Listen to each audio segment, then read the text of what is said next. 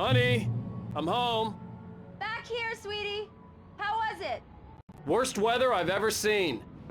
You should put some coffee on. It'll warm you up. Coffee's on. Great, thanks. I'll need it if I'm gonna finish this by tomorrow.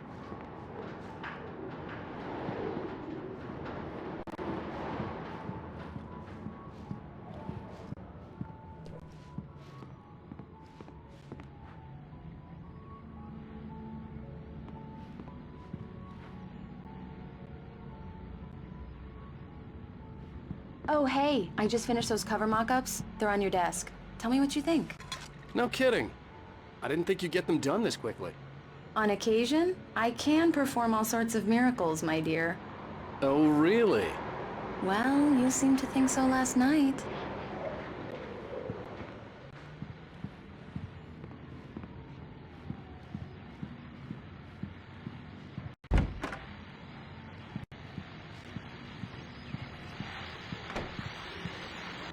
The continuing freezing rain and heavy snowfall have necessitated a winter storm warning in the entire tri-state area.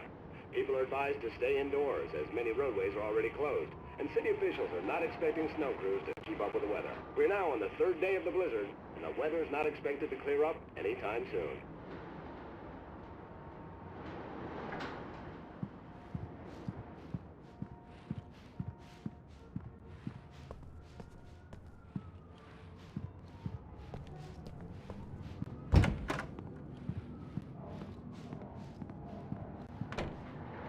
These look really good.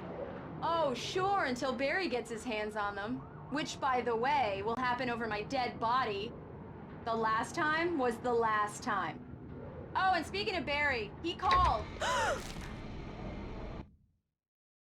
It's true what they say about the fall and the sudden stop at the end.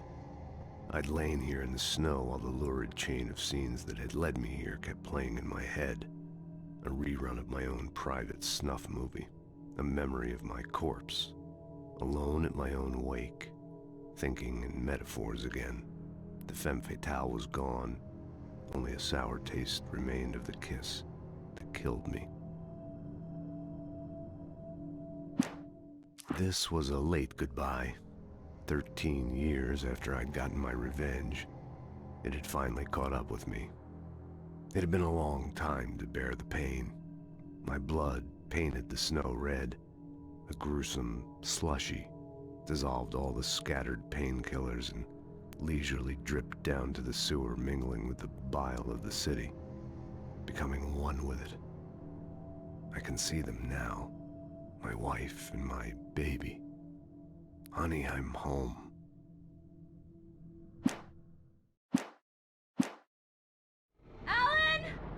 Alan, please check the fuse box. I'm right here. I'm on it, honey. Please hurry. Honey, it's a power outage. I've got the flashlight. Okay. Hi. You okay? I'm sorry. It just really spooked me. Don't worry. We'll just break out the candles. I know it's stupid, but it's just... Especially when I'm not prepared for it, you know? It gets to me. I love you. Tell me a story, writer. Okay. I used to have these nightmares when I was a kid. The dark really spooked me, too. When it got really bad, my mom gave me this old light switch. She called it the clicker. The clicker, huh? Yeah. If I ever got scared of the dark, I could just flip the switch and a magic light would scare the monsters away. Oh, sure. Here it is. Alan. Maybe it'll help you, too. Yeah, nice story, writer boy. You made that up right now, didn't you? No. Seriously. I love you, even if you are a liar. Thanks for this.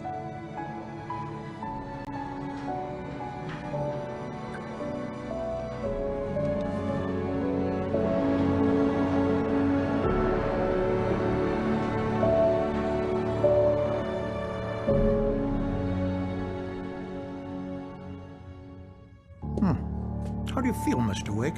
Any nausea, disorientation, anything like that? Mr. Wake? how are you feeling? I'm okay. My head's fine. I had to lie about my headache and memory loss. He'd send me to a hospital for tests. I couldn't leave without Alice. Very well. I don't think you have a concussion, but you've obviously been through quite a shock. You should take it easy for a couple of days. Thanks. Well then, Mr. Wake, we're done here. If the pain gets any worse or you experience any other symptoms, you should come see me. I'll let you get on with it then. Sarah, Sheriff Breaker, is waiting for you. She's very good at her job. I'm sure she can locate your wife in no time. Doc Nelson was the image of a small-town doctor. Sheriff Breaker had called him to the station to take a look at the cut in my head. I'm sorry you had to cut your morning fishing short for this, Doc. Oh, she's a beauty, ain't she? Not the biggest I ever caught, if you can believe that coming from an old fisherman like me, but she's right up there. Now, she's a largemouth bass, which is what you're after if you prefer a lure. Now, if you want either trout or salmon, on the other hand, then it's fly fishing for you. You a fishing man, Mr. Wake? Oh, doesn't really matter, I suppose. But it can be very relaxing out there. You can't get me off the water this time of year. Closest thing to heaven. I'll take your word for it, Doc.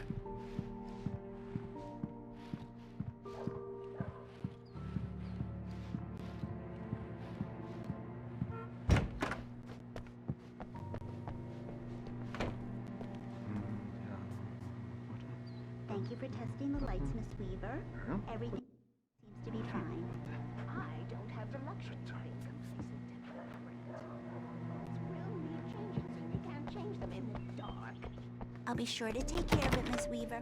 Have a nice day now. Very good. I'll come back later on to remind you, just in case. Mr. Wake, the sheriff is waiting for you in her office down the corridor. That was Cynthia Weaver. I guess you can call her the town eccentric. She used to be the editor of the local newspaper, but she's focused on, other things these days.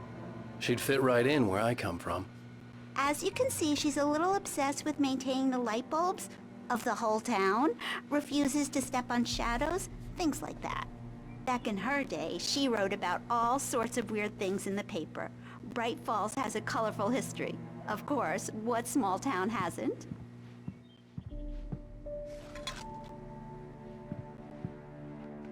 Yeah, it's Mulligan here. I'm at Stucky's gas station with Thornton. There's no sign of him. Over. Wait. Yeah, this is Thornton. Look, we've located the parade float. It's here. That's some good news, right? Stucky was supposed to be driving it at the rehearsals today. Over. Oh, give me that. Mulligan here. Looks like someone really thrashed the garage. Over. Okay, roger that, guys. Keep looking for Stucky. Jane's out.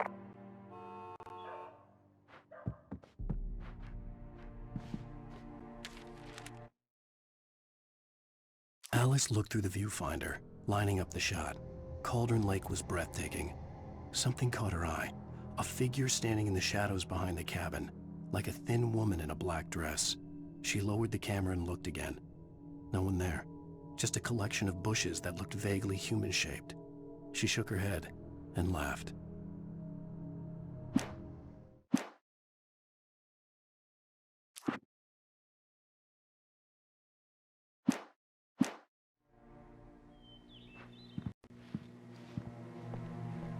The sheriff wants to see you in her office, Mr. Wake. Come in, Mr. Wake. Your phone's on the desk. The battery was dead. It's charged now. Have you started looking for my wife yet? My men are already on it. Now, can you tell me what happened? I'm not sure. I can't remember. We were arguing. I walked out of the cabin. The cabin on Cauldron Lake? How did you end up at Stucky's gas station? I wanted to tell her what had happened last night, but I couldn't. She'd locked me up. Excuse me. I need to take this. Hello? Alice, please help me. Alice?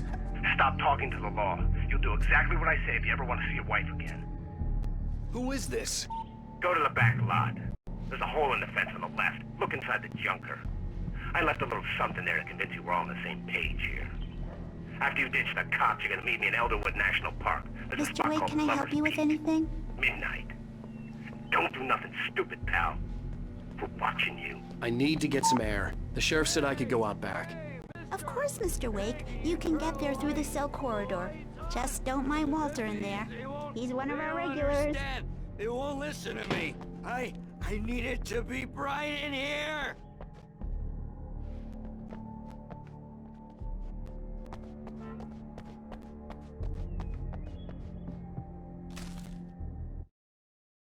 In spite of its human mask, to describe the dark presence as intelligent would have implied human qualities on something decidedly inhuman. Nonetheless, it found the one spot in the diner that was dark enough. Some light spilled into the corridor, ravaging it. But it took the pain.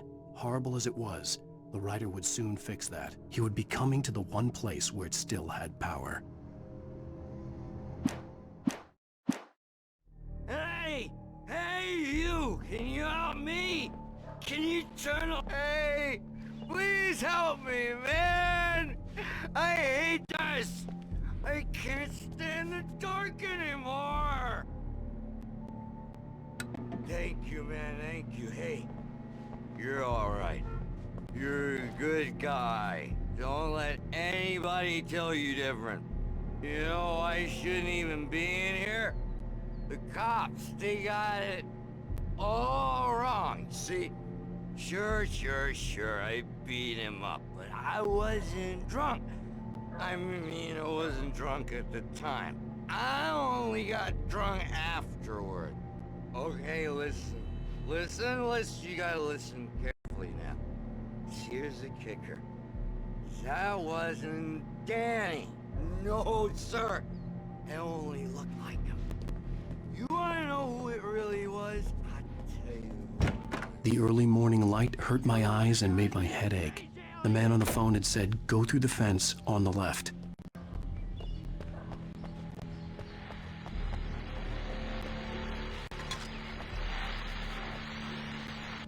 Well, folks, it's been another long night, and it's about time for me to sign off for a while. God knows I need my beauty sleep.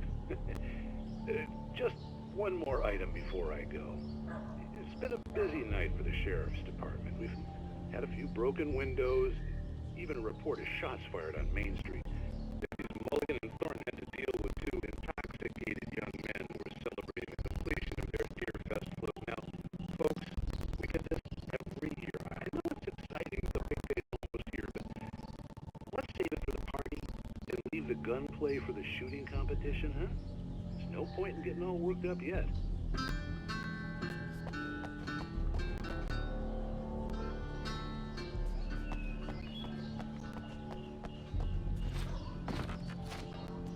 The caller had told me to find a hole in the fence behind the police station.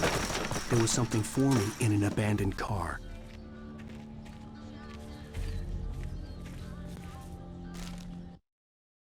The kidnapper fired his gun one last time, and the shadow vanished into the darkness it had come from. See? Nothing to it, Wake. The thought of Alice in his hands was revolting. We stood on the wooden platform of Lover's Peak, the waterfall on the mountain behind us, the lights of the radio mast blinking red in the heights above. I fought with the urge to take a swing, force myself to speak. Let's cut the act now. Where's my wife?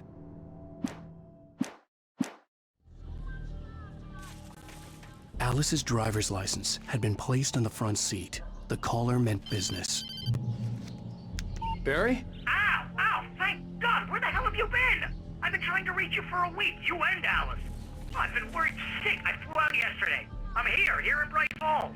Barry, listen to me. I'm at the sheriff's station. Come and get me. I can't talk now. Ow! What the hell is going on? I had to get the sheriff to let me go. I needed to get to Elderwood National Park to meet Alice's kidnappers.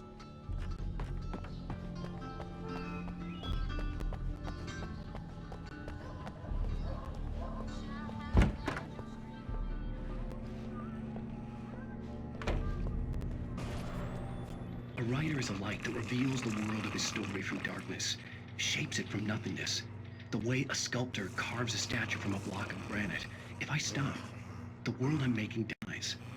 Darkness will reclaim it. It's a long, hard journey into the dark. Alice's life is at stake, but I can't think about that, or I'll lose it. The dread lingers at the edge of perception. I'll push on. Anything is possible here. I'll write the story. I'll save her.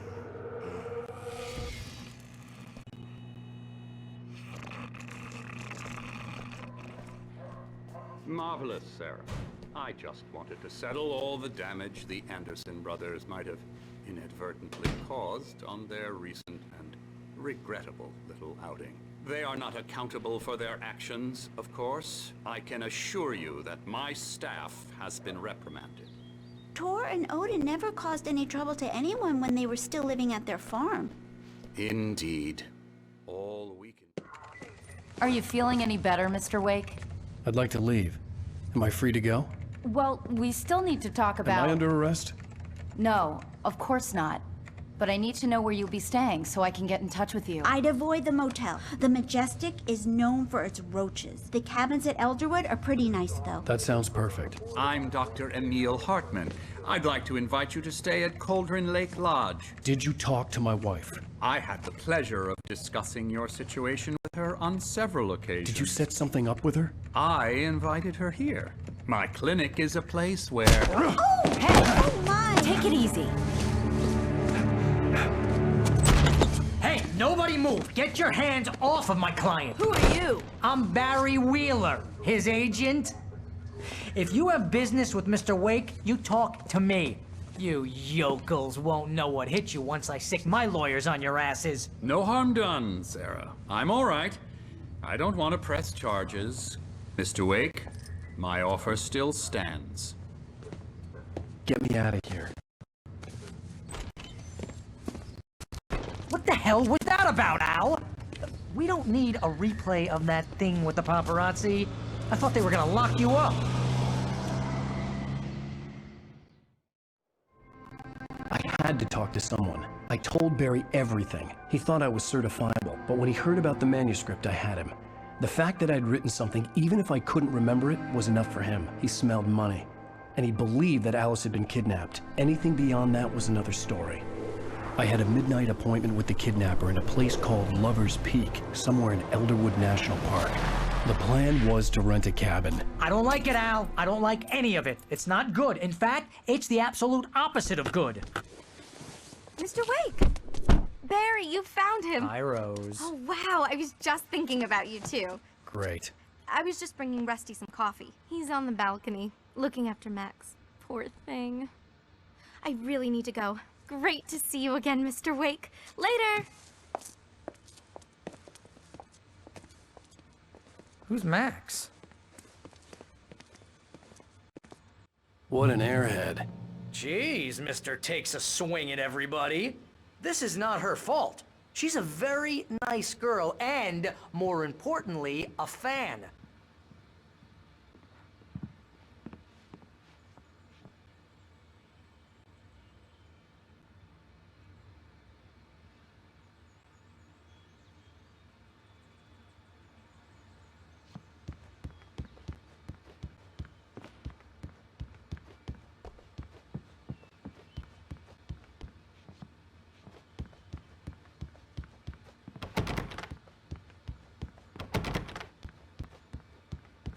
Seriously, Al, what you were saying in the car?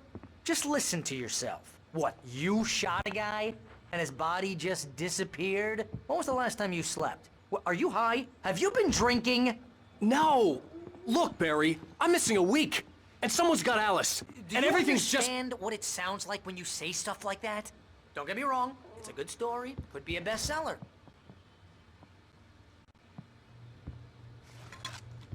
But when you start confusing fiction with reality, you're buying yourself a ticket to the funny farm. Wait here.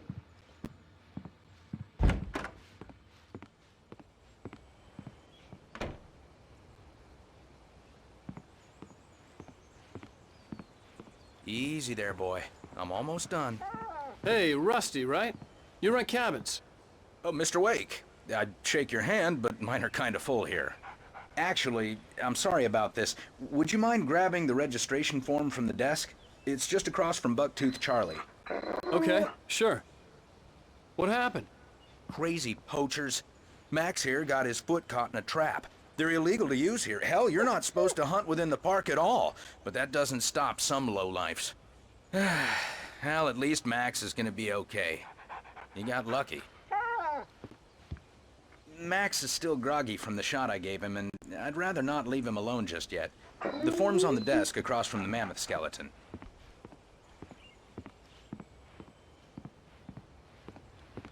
Okay, boy. We're almost done here. Seriously, Al, you can't just go and meet a kidnapper. Those situations always end up in disaster. You gotta talk to the cops. She's my wife, and it's my call. Can we talk about this later? No. This whole thing... Listen, you hit your head. I mean, geez, Al, come on. You gotta understand how crazy all this sounds.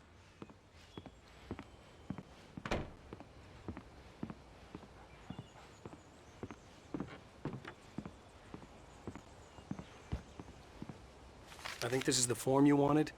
And here are the keys. Okay, you're all set, Mr. Wake. Glad to have you staying here. Thanks. Can you tell me how to get to Lover's Peak? Oh, sure. It's at the end of the nature trail. Just follow the paths, you'll get to it eventually. It's an easy walk.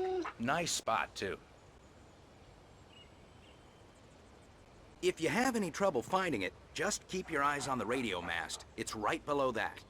Oh, and hey, if you take a walk in the woods, watch your steps so you don't end up like Max. I guess I'm a little worried. We got a bunch of campers out there we haven't heard from. It's not like these people are on a schedule, but with the traps, well, you know.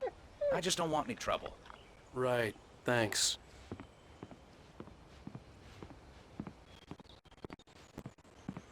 If you're trying to pull a joke on me, freak me out, it's working. Ha ha, let's have a laugh on Barry. Well, you had me going there real funny, Al. You can quit it now. Look, Al, you're asking me to believe that you shot a dude who went poof into thin air, a guy who was bulletproof until you pointed a flashlight at him. You hear that from people who end up spending time in padded rooms, strapped to their beds, wearing white shirts with too long tangled up sleeves, and eating a healthy diet of pills. Al, you...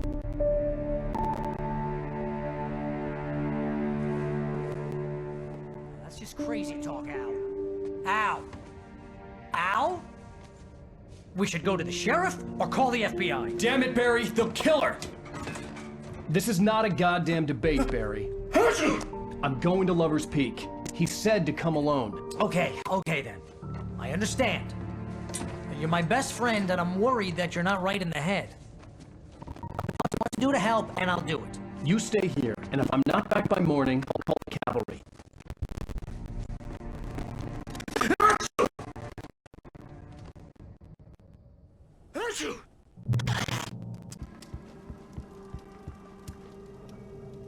I didn't realize we were back in the 3rd grade here.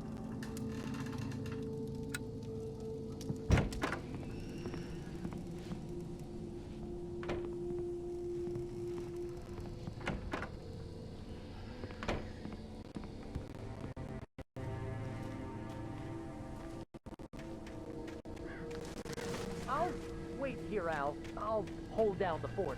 I'll be with you in spirit every step of the way, Al. Locking the door now.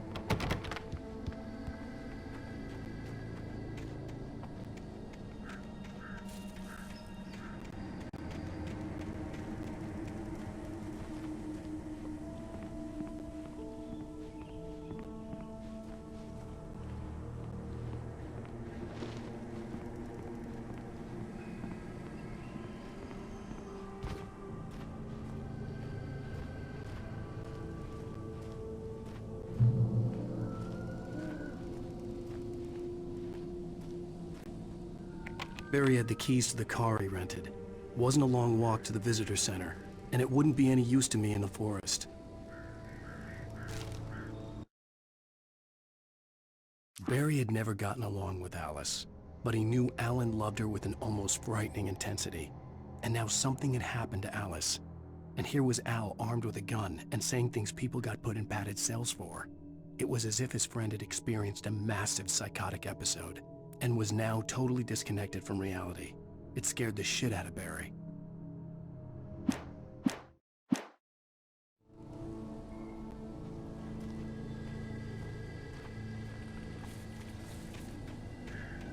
I knew I should have gone to the cops. This wasn't the smartest thing I'd ever done, but I was still angry with Barry for trying to talk me out of it. These people had called me right in the sheriff's station. The cops wouldn't scare them, and they had Alice.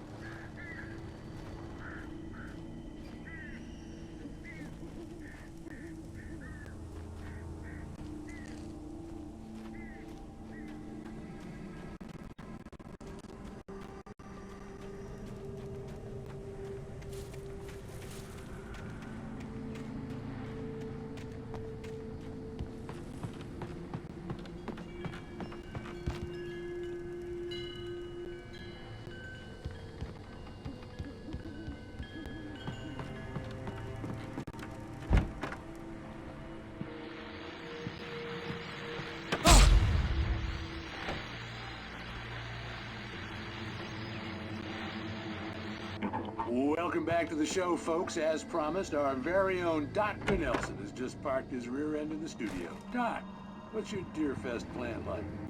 My plan? You make it sound a lot more organized than I ever seem to manage.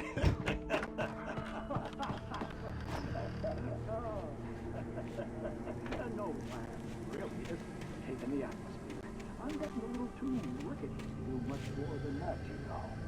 Oh, tell me about it. No sack race for us older gentlemen, huh? Yes, exactly that. But I'm going to check out the parade, of course. And I'll be one of the pie contest judges, too. Well, that takes a different kind of constitution. Oh, yeah. It's my kind of exercise. Now, Doc, seriously, you're in pretty good shape. You're the outdoors type. I know for a fact you're an avid fisherman. That's right. Matter of fact, just caught a heck of a largemouth bass early this morning.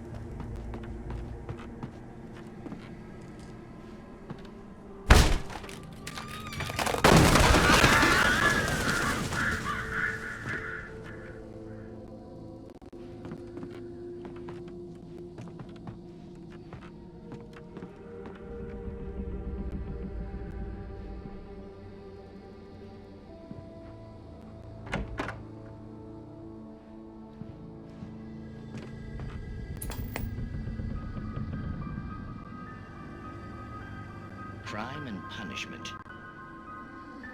The cancer and cure of civilization. But some crimes are impossible.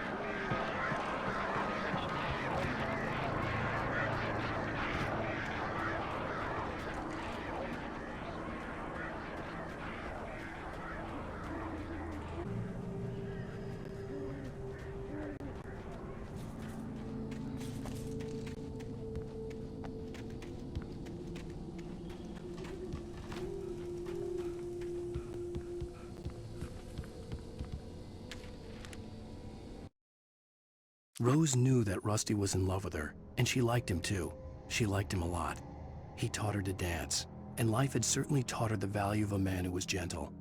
He treated her well, made her smile, made her feel good.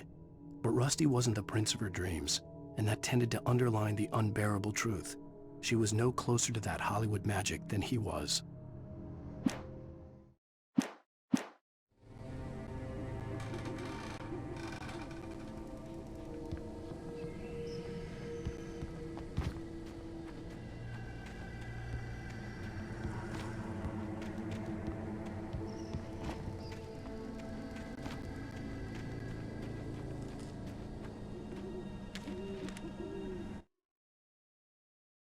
The air in the visitor center was heavy with an awful smell, as if some rotten drowned thing had crawled up from its grave.